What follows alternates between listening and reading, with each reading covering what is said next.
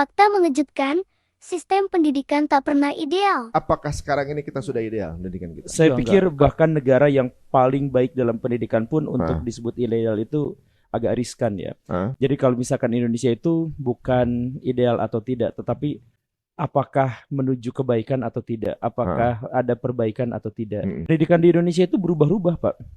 Tapi bukan berubah nanjak dan membaik, tapi berubahnya tuh gini. Ya, udah naik, turun lagi, naik, turun lagi, naik, turun lagi. Gak ada kebijakan-kebijakan di dunia pendidikan yang bisa bertahan lama. Baik itu dalam bentuk kurikulumnya, materinya, kemudian bagaimana kebijakan-kebijakan yang berhubungan dengan birokrasinya. Itu gak ada yang gak ada yang berkesinambungan satu sama lain tuh. Jadi misalkan apakah kita membutuhkan UN atau ada, kadang diadain, hilangin lagi, diadain lagi, dihilangin lagi. Padahal sebenarnya mau ada dan tidak ada pun sebenarnya punya kebaikan masing-masing. Jadi maksudnya ada negara-negara yang menyelenggarakan UN dan mereka berhasil maju. Ya. Kayak misalkan negara-negara di Cina, misalkan di Asia Timur. Ada juga negara-negara yang tanpa UN mereka bisa maju. Maju juga. Negara di Skandinavia.